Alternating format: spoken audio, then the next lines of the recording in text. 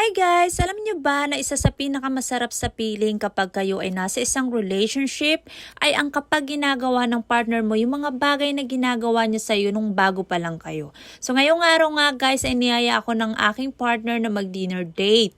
At syempre kinilig ang panda nyo. Pagdating kasi sa ganito guys ay very consistent itong partner ko. Aba kapag naman kasi kinalimutan niya ang mga bagay-bagay ay talaga maghihiwalay ang kape at gatas. Char! Anyway guys, 7:30 yung reserve niya na restaurant, kaya naman we decided na maglakad-lakad muna kami somewhere habang inaantay namin mag 7:30.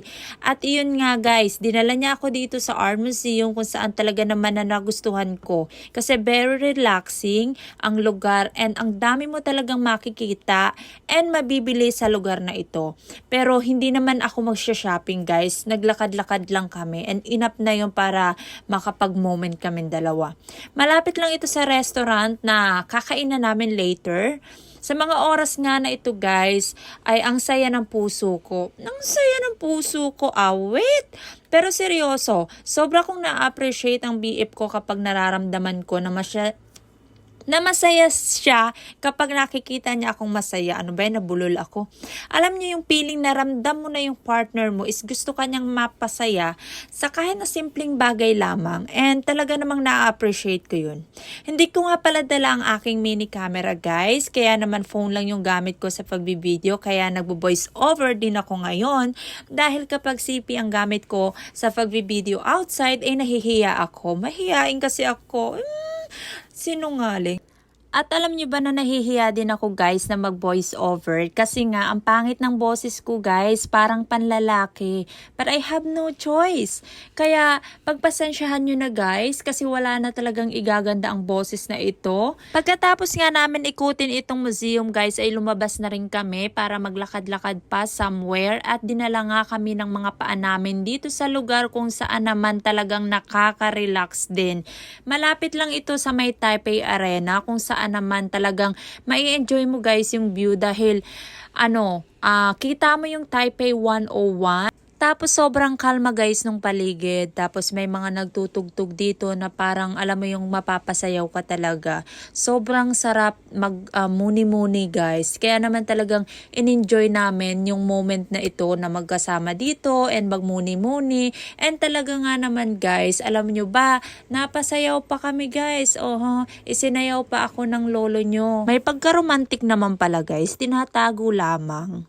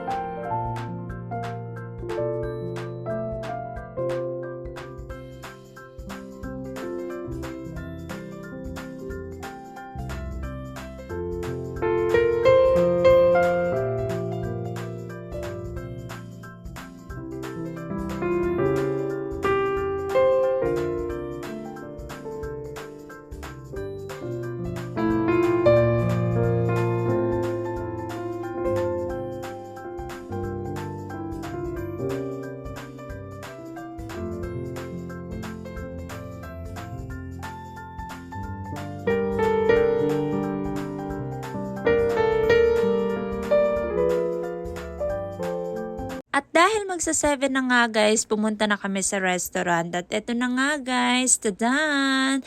Anyway guys, ito palang restaurant na ito ay isa sa favorite namin kainan. Ang hotpot na masarap. Buffet pala siya guys, marami kang pagpipilian. Kita nyo, ice cream na pinakamahal sa Taiwan. As in, sulit ito guys. Häagen-Dazs. Ito yung pinakamasarap na ice cream dito sa Taiwan para sa akin. And ito yung ice cream na hindi mo pagsisisihan kahit na gumastos ka ng mahal. As you can see guys, ang dami nyo ditong pagpipilian. The coffee. Ayan, ang likuhayan guys. Kung ano yung gusto ninyong kunin as long as kaya nyo ubusin for the go. So, ayan guys, meron dito din na mga wine, mga desserts, and mga fruits. Kaya naman talagang sulit na sulit yung ibabayad ninyo kahit na medyo mahal. Basta busugin nyo yung sarili ninyo guys. And syempre dahil gutom ang panda girl, talagang kakain ako ng napakarami ngayong guys. Asa, piling mo naman malakas kumain. So ayun nga guys. late ko na-realize na ika-third anniversary nga pala namin ngayon ni Patrick. Siguro kaya din niya ako dinala dito and kaya rin niya ako inaya ng dinner date kasi minsan nalilimutan ko yung mga bagay-bagay pero siya hindi niya nalimutan. Nakakatuwa naman. Pero at least naalala ko pa rin in the last minute, diba? So itong restaurant nga na ito guys, bukod sa paborito namin ito ni Patrick kasi yung food naman talaga is really really good. Dito special din ito kasi nung nung pumunta yung magulang niya dito and mga kapatid niya, dito kami nag-dinner kasama yung kaibigan niya. And then nung second anniversary namin, dito din kami kumain. And look at now, third anniversary, dito pa rin. Sana naman kaya sa susunod? Charis! Yung food nga guys is sobrang sarap. Kaya kung gusto ninyong subukan, kapag naligaw kayo dito sa Taipei, subukan nyo na. May mga branches din ito guys. Kaya pag nakita ninyo, for the go. So habang kumakain nga tayo guys, meron akong gustong itanong sa inyo.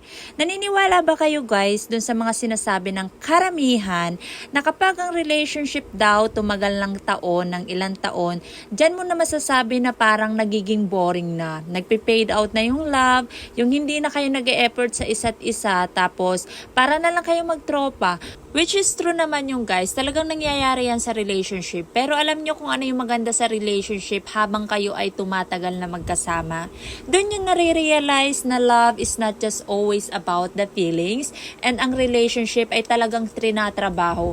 Hindi lang ito laro-laro. Alam nyo yun lalo na kapag tumatanda na kayo and may mga goal kayo sa buhay.